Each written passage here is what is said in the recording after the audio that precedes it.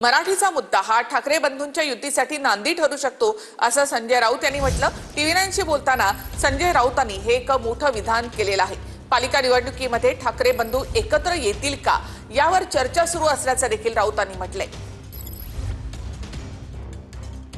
मराठी भाषा अस्मिता आणि हिंदी भाषा सक्तीचा विरोध हा ठाकरे बंधूंना राजकीय दृष्ट्याही एकत्र येण्यासाठी मुद्दा बनू शकतो, नांदी असू शकते। नक्कीच मराठीच्या प्रश्न गेल्या काही काळापासून हा महाराष्ट्रावरचा आणि मराठीवरचा अत्याचार तुम्हाला स्पष्ट दिसतोय। म्हणजे हल्ले होत आहेत मुंबईच्या अस्मितेवर, मुंबईच्या अस्तित्वावर, उद्योगपतींच्या माध्यमातून, सरकारच्या माध्यमातून। धारावीचं एक निमित्त आहे। त्याच्यामुळे शिवसेना आणि मनसे या दोघांची भूमिका तीच आहे, थांबलं पाहिजे। आणि थांबायचं असेल तर सरकारचं जे काय धोरण आहे की मराठी माणसामध्ये फूट पाडा, वेगळं करा, त्याच्यामध्ये मुळात आपल्याला एकत्र येणं गरजेचं आहे। आपली ताकद दाखवायला पाहिजे। आणि ही ताकद कोण दाखवणार? मराठी म्हटलं की ठाकरे, दुसरं कोणी नाही। मग आधी ठाकरेंनी एकत्र आलं पाहिजे। ही भावना दोन्ही बाजूला आहे आणि त्यातून मोर्चाला जी काय सकारात्मक दोन्ही बाजूंनी प्रतिसाद आहे की आपण एकत्र करूया, हे त्यातूनच झालं। आणि नक्कीच जसं अनेक दिवस त्याच्यावर चर्चा सुरू आहे की बाबा उद्याच्या महानगरपालिकांमध्ये राज ठाकरे आणि उद्धव ठाकरे एकत्र येतील का, मला वाटतं ही नांदी ही सुरुवात आहे। त्यांनी एकत्र यायचं किंवा नाही हा सर्वस्वी त्या दोन नेत्यांचा विषय आहे, दोन पक्षांचा विषय आहे। आणि कुठल्या इश्यूवर जेव्हा सर्वपक्षीय मोर्चा काढतो त्यावेळेला ते सर्व पक्ष एकत्रच येतात असं नाही आहे। या राज्यामध्ये अनेकदा अनेक मोर्चे झालेत ज्याच्यामध्ये सगळ्या पक्षांचे नेते सहभागी झालेत, म्हणजे होणाऱ्या निवडणुकांमध्ये त्यांची युती झालीच असं काय मानायचं कारण नाही। मनसेकडून 5 जुलैच्या मोर्चासाठी लोकलमध्ये जाऊन निमंत्रणा देण्यात येत आहेत। यामध्ये मनसेचे नेते संदीप देशपांडे यांच्यासह कार्यकर्त्यांकडून पत्रकारांचा वाटप केलं जाते। 5 जुलैला हिंदीच्या मुद्द्यावर ठाकरे बंधूंचा एकत्र मोर्चा असून या मोर्चामध्ये सहभागी होण्याचं आवाहन सर्वसामान्य लोकांनाही केलं जाते। मोर्चात सहभागी होण्यासाठी मनसेकडून सामान्य मुंबईकरांना हाक देण्यात आली आहे, तर मराठीसाठी लोकल ट्रेन्समध्ये जाऊन मुंबईकरांना आवाहन केलं जात आहे। संदीप देशपांडेंनी लोकलमध्ये जाऊन प्रवाशांना मोर्चात सहभागी होण्याचं आवाहन केलंय। मला असं वाटतं हा मोर्चा निघतोय हे सगळ्या लोकांपर्यंत पोहोचवण्याचा आमचा प्रयत्न आहे। लोकांच्या मनामध्ये ज्या पद्धतीने हिंदीची सक्ती केली जाते त्याबद्दल एक लोकांच्या मनात राग आहे आणि तो राग हा लोकांनी 5 तारखेला येऊन व्यक्त केला पाहिजे ही आमची भावना आहे। आणि त्याच्यासाठी आम्ही जनजागृतीसाठी की या 5 तारखेला मोर्चा आहे लोकांपर्यंत पोहोचवण्यासाठी आज आम्ही ट्रेनमधनं पण लोकांना हे सांगणार आहोत की 5 तारखेच्या मोर्चात त्यांनी सामील व्हा, अशा पद्धतीचं आव्हान आम्ही सगळ्यांना करणार आहोत। तुम्हाला पॉम्पलेट मिळालंय, मोर्चात सहभागी होणार? हो नक्कीच। हा पॉम्पलेट देण्यात आलाय, जाणार मोर्चात सहभागी होणार? हो होणार। आणि मूळ म्हणजे आपली मराठी टिकली पाहिजे, कोणीतरी वाली असला पाहिजे।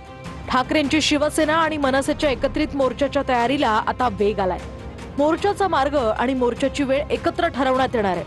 मराठीसाठी निघणाऱ्या या मोर्चासाठी दोन्ही पक्षांच्या नेत्यांवर नियोजनाची जबाबदारी देण्यात आली आहे। राज ठाकरेंकडून मनसे नेते बाळा नंदगावकर, संदीप देशपांडे आणि नितीन सरदेसाईंवर नियोजनाची जबाबदारी आहे, तर ठाकरेंच्या शिवसेनेकडून संजय राऊत आणि वरुण सरदेसाईंना जबाबदारी सोपवण्यात आली आहे। या मोर्चासाठी राजकीय मुद्दे बाजूला ठेवून एकत्र येण्याचं आवाहन करण्यात आलंय, तर हिंदीच्या मुद्द्यावरून निघणाऱ्या या मोर्चामुळे सत्ताधारी आणि विरोधकांमध्ये चांगलीच जुंपली आहे। हा उद्धव ठाकरे साहेबांचा GR नाही, हा GR या फडणवीस शिंदे सरकारचा आहे आणि त्याची होळी उद्या त्यासाठीच होते आहे। जर GR उद्धव साहेबांनी काढला असता तर आम्ही होळी कशाला केली असती? हा लहानसा प्रश्न या राज्याच्या मुख्यमंत्र्यांना समजून येत नाही हा विषय, आणि ते काही असत्य विधानं रेटतायत। पहा जरा, काल तुम्ही घोषणा केलीत GR जाळा म्हणून सांगितलं, कोणता GR? ज्यामध्ये मराठी सक्तीची केलेली आहे तो GR जाळायला सांगता तुम्ही? मराठी भाषेची सक्ती असणारा GR जाळण्याचं आवाहन ते करतायत। हे तुमचं मराठी प्रेम आहे का? हे मराठी प्रेम नाही, हे पुतना मावशीचं प्रेम आहे। महाराष्ट्रात हिंदी सक्ती करावी, हिंदी लादावी आणि मराठीचा मुर्दा वाढावा असा त्यांच्यावर केंद्र सरकारचा दबाव आहे। आणि सरकार भिंद सरकार आहे आणि त्यांच्या विरोधातून निर्माण झालेलं आमचं सरकार होतं, त्याच्यामुळे त्याने आमच्यावर प्रचंड दबाव आहे। आजच त्यांना केंद्रात लादलं असा साक्षात्कार कसा झाला हे मगरीचे अश्रू आहेत, हे पुतना मावशीचं मराठीबद्दलचं प्रेम आहे. माशेकर समितीचे सदस्य कोण कोण होते? मुणगेकर होते, थोरात होते. हे कुणी नेमले होते? हे उद्धव ठाकरे सरकारने नेमले होते. त्या कॅबिनेटमध्ये त्याच्यावरती अंमलबजावणीसाठी गट करायचं ठरलं. कुणी ठरवलं? तुम्ही ठरवलं. आणि मात्र लादलं कुणी? मात्र अमित शहा मोदींनी. मला असं वाटतं हा खोटेपणा बंद केला पाहिजे संजय राऊत यांनी आणि वस्तुस्थिती बघितली पाहिजे. मुळामध्ये ज्याला त्याला मोर्चा काढायचा पूर्ण अधिकार आहे. मी कोण काय मोर्चा काढतंय त्या पक्षावर बोलण्याऐवजी हे जे काही चालू आहे ना ते अनाकलनीय आणि अनाठायी आहे. अनाकलनीय यासाठी कारण सक्ती कुठलीच नाही, हिंदी भाषेत तर नाहीच नाही, मराठीची पूर्ण सक्ती आहे, तरीही या गोष्टी का घडतायत म्हणून अनाकलनीय. आणि अनाठायी यासाठी की जी आरमध्ये स्पष्टता आहे, सर्व गोष्टी रेकॉर्डवर स्पष्ट दिलेल्या आहेत. काल शरद पवार साहेबांशी माझं बोलणं झालं तर त्यांनी सांगितलं की आमचा पक्ष या मोर्चामध्ये सहभागी.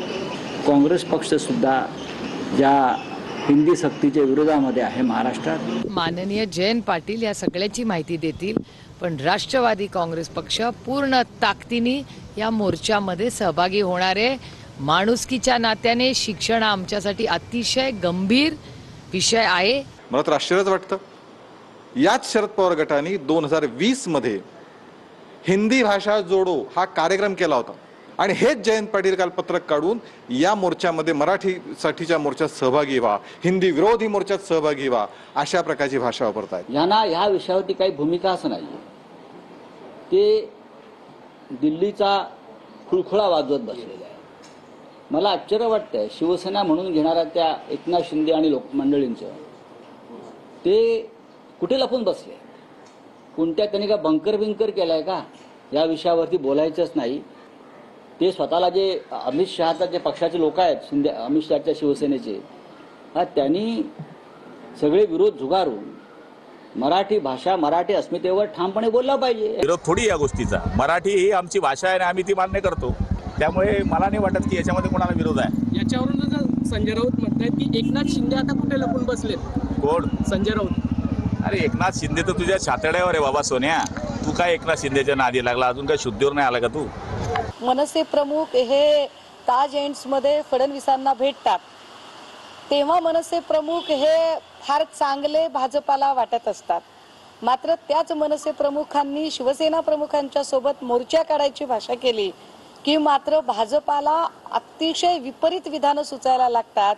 याचा स्पष्ट अर्थ असा आहे की या मोर्चाच्या निमित्ताने दोन पक्षांचं मनोमिलन हे भाजपाला अजिबात रुचलेलं नाही, किंबहुना भाजपाचं पित्त खवळणारं आहे. आता काय आहे, ज्याला कावीळ होते त्याला सगळंच पिवळं दिसतं. आणि गंमत अशी आहे की या सगळ्या सटर फटरांच्या सगळ्यांच्याच प्रश्नावर आपण काय उत्तर द्यावं असं काही नाहीये. महायुतीमध्ये असणारे उपमुख्यमंत्री अजित पवारांनी पहिली ते चौथी हिंदी असू नये अशी भूमिका घेतलेली आहे. यानंतर दादरच्या छत्रपती शिवाजी महाराज पार्क जवळ मनसेच्या बॅनरवर थेट अजित पवार यांचा फोटो झळकला. पाहूयात. मनसेच्या बॅनरवर अजित पवारांचे फोटो. 5वी पासून हिंदी भाषा असावी अजित पवारांची भूमिका. हिंदीच्या मुद्द्यावरून मनसेचा मोर्चा निघतोय. याच पार्श्वभूमीवर लागलेल्या बॅनरवर अजित पवारांचा फोटो पाहायला मिळालाय. दादरच्या छत्रपती शिवाजी महाराज पार्कात हे बॅनर लागलेत. यशवंत किल्लेदारांनी लावलेल्या बॅनरमुळे दादरमध्ये चर्चा रंगली आहे. मनसेच्या बॅनरवर अजित पवारांच्या फोटोमुळे भुवया उंचावल्यात. उपमुख्यमंत्री अजित पवारांनी हिंदीच्या मुद्द्यावरून भूमिका स्पष्ट केली होती. काल मुख्यमंत्र्यांनी मीटिंग घेतली. मला असं वाटतं की पहिली, दुसरी, तिसरी, चौथीमध्ये हिंदी असू नये. 5वी पासून हिंदी असावं. पहिलीपासून मराठी त्यांना शिकवावं. मराठी लिहिता वाचता त्यांना यावं. ज्यावेळेस ते पहिलीपासून मराठी लिहायला वाचायला शिकतात त्यावेळेस त्यांना हिंदी पण लिहिता आणि वाचता येतं. फक्त बोलण्याच्या संदर्भात 5वी पासून जरी सुरुवात केली तरी काही हरकत नाही. तेव्हा 5वी पासून हिंदी सक्तीची करावी. अजित पवार साहेबांनी देखील त्यावेळेला जी भूमिका मांडली ती भूमिका त्यांनी आम्ही ती म्हणजे एका अर्थी आमच्या भूमिकेला पाठिंबा देणारी भूमिका असल्यामुळे ती आम्ही त्याच्यावर बॅनरवर उतरवली आहे. बाकी दुसरं काही कारण नाही. दादा कुठेही वेगळं वक्तव्य करत नाही असं शेलार यांनी म्हटलंय. मराठी विरोधात जाईल असा निर्णय महायुती घेणार नाही असं परांजपेंनी म्हटलंय. तिघेही एकच बोलतायत, गैरसमज करू नका. अनिवार्यता काढली या तिघांच्याच सरकारने आणि त्यामुळे सक्ती नाही जे दादा म्हणतायत तेही सत्य आहे. कारण 5वी 6वी 7वीची सक्ती काढली बीजेपी म्हटलं आणि ती पर्याय केली. कुठेही मराठी भाषेवर अन्याय होईल अशा प्रकारचा निर्णय महायुतीचं सरकार घेणार नाही. तर हिंदी भाषेच्या मुद्द्यावर ठाण्यामध्ये शरद पवारांच्या राष्ट्रवादीकडून बॅनरबाजी करण्यात आली आहे. मराठी भाषेच्या अभिमानासाठी ठाकरेंचा मोर्चा, राष्ट्रवादीचा पाठिंबा अशा आशयाचे बॅनर या ठिकाणी झळकले. तर दुसरीकडे गिरगावमध्ये सुद्धा बॅनरबाजी करण्यात आलेली आहे. हिंदी सक्तीच्या विरोधामध्ये इथे बॅनर लावण्यात आले. तर हिंदीच्या मुद्द्यावर ठाण्यामध्ये पवारांच्या राष्ट्रवादीनं बॅनरबाजी केली. तर आज हिंदी भाषेच्या मुद्द्यावरून दिव्यामध्ये आणि डोंबिवलीमध्ये सुद्धा बॅनर लागलेले आहेत. दिव्यामध्ये ठाकरे गटाकडनं 5 जुलैला मोर्चामध्ये सहभागी होण्याचं आवाहन करण्यात आलं. तर डोंबिवलीमध्ये बॅनरच्या माध्यमातून शिक्षक आणि पालकांचा विरोधाचा सूर पाहायला मिळाला. तर ठाकरे बंधूंच्या एकत्रित मोर्चाबाबत भाजपची अद्यापही वेट अँड वॉचची भूमिका आहे. पावसाळी अधिवेशनाच्या तोंडावर भाजपकडनं सावध पवित्रा घेतला जात आहे. मराठी हिंदीवरून सुरू असलेल्या राजकारणाला मराठी अभिजात भाषेच्या दर्जाने भाजप उत्तर देणार आहे. तर मराठी भाषेला अभिजात दर्जा देण्याचा निर्णय नरेंद्र मोदी यांच्यामुळेच झाल्याचं लोकांपर्यंत पोहोचवलं जाणार आहे.